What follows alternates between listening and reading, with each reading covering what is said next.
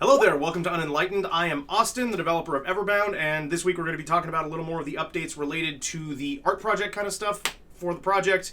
If you're looking for more about the coding, please do still like this video and subscribe to make sure that you don't miss next week's, which will be a really good update on progress with the NPC pathfinding and a little bit of memory between the NPCs. So that's going to be very interesting. I hope you'll stick around for it, but today we're going to be taking a look at the most recent creature that's being added to the game, the Fire Dragon. So that project is just about ready to get assembled and posed, and we can get to a more serious place with that. But what we were working on was getting the head sculpted. In the last video, you might have seen that we got the body shaped up. We know that it's kind of like a macho, tough, kind of cat-like but beefy dragon. Think like lion or tiger is kind of and I wanted a head that was going to go with that, but still look kind of like lean and sleek. And so we've got this kind of muzzle look. Let's get into it. I started out with this kind of wireframe of the head, which was designed to just kind of get the basic shapes blocked into place the same way you'd use a wireframe for anything else. But rather than starting with just the large filled shapes like I normally would with something like this, I wanted to rough out the important angles and corners that I knew I wanted a part of the face. There are these little outcroppings here at the jowls. I knew that I wanted the muzzle to be long with kind of a beak at the end of it. I knew that I wanted big, strong cheekbones and a fairly round back portion of the head. And then I also knew what shape that I wanted for the horns. And I wanted this kind of big squiggle that comes out from the back and then coils back and around, just kind of like somewhere between ram horns and devil horns. And I think we kind of got there, honestly. I'm really liking the look. It looks menacing, but also friendly, which is pretty important to the fire dragons and their role in the story. So, so far, I mean, that was looking pretty great. It was at that point that we needed to start kind of filling out those shapes and connecting the dots between those wireframe lines that we had.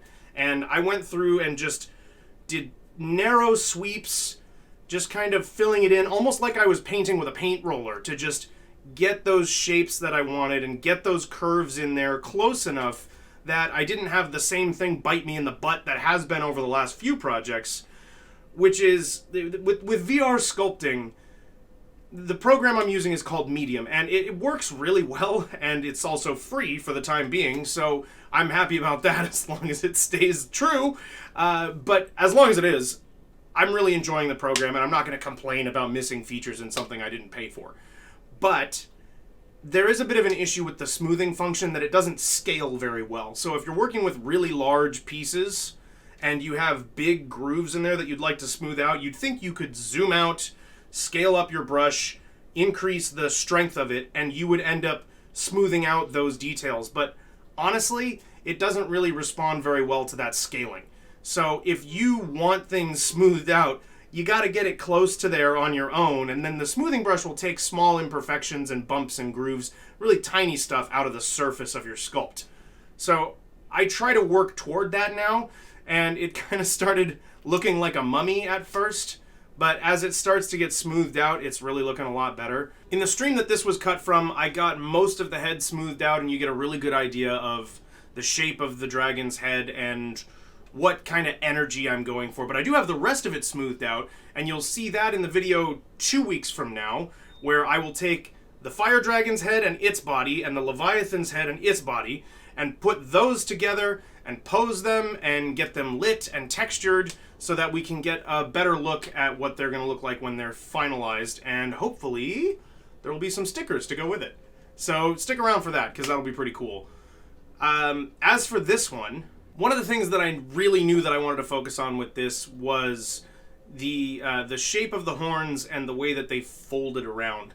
It was really important to me to get this like nice solid crease where they are in the front, and then have them rounded and kind of squared off on the back. I wanted this kind of almost square or a four-pointed star-shaped cross-section so that it had a little bit of a concavity and then visible points around the outside of the horn to just give it like a nice strong silhouette when you're looking at it from different angles. And I think we achieved that. I'm pretty happy with where it's at the moment. It's probably going to need a little bit of tweaking. I might move the horns a little bit, and I know we were even talking about in the stream widening the head just a little bit to make it maybe a little just meatier looking. I did pull out the cheeks a little bit. I want to be able to make it look more emaciated later, so I need a place to start from where it looks more full. Otherwise, thinning it out is not going to be extremely noticeable, or it'll be thinned out to a point that's a little bit too cartoonish. My art style for this is definitely going to be kind of cartoony, but I don't want it to be distractingly so, if that makes sense. I'm kind of aiming for something like a little whimsical, but not extremely exaggerated in terms of proportions and body structure and things like that. So I don't want to push that too far, but I think we found a pretty good spot. The brow needed to be strengthened up a little bit to help make it look, I want it to look kind of noble and like proud, and I think we have that. By the end of the stream, pretty much all that I had left to work on was smoothing out the horns, and I did end up deciding that I still wanted grooves in them to make them look segmented and really bony and strong, but I didn't like the grooves that were made from the paint roller technique that I was using to fill things in. It just looked a little too choppy and inconsistent. I wanted it to look very clearly segmented. So in order to do that, that meant smoothing everything out and then cutting grooves back into it. And, that's just not something that I can squeeze into the very end of the stream. But I did get that taken care of. It will be ready to go when it's time to put some posing and animation into these guys for the video in 2 weeks. Now, there is one little bit of news that I would like to share with you that also happened in this stream.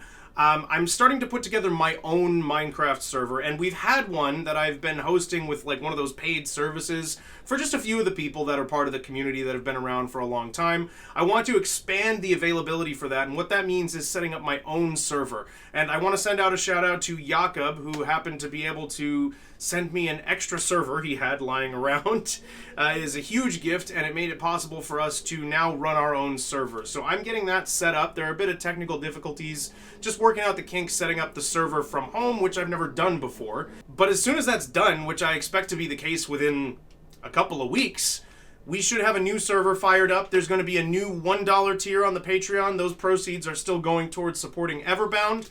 But if you want to be a part of the Minecraft server and be in a place where I'll be testing out, I like to play it with data packs and texture packs and stuff like that. The server will be available for those who want to participate.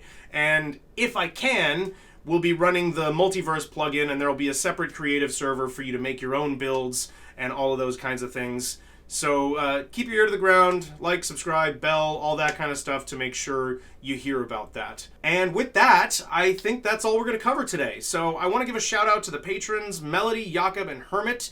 You three make this possible. If you are able to support on Patreon, it would mean the world to me and give me the opportunity to keep putting as much time as possible into this project and move towards a point where I can share this project with other people, make it available. I want it to be this kind of perma-development thing where I'll keep adding stuff, take feedback from the people who get the chance to play the game, and use it to build it and make it better, and spread things out and make it as grand as I possibly can. But for starters, it's going to be a small section of the map that's playable, where you have NPCs you can interact with, some nadir and other monsters that you can interact with, and the beginnings of the magic powers that I want the character to have access to in the game. So if you want to be one of the first people to have access to that when it's available, Patreon is the place to be.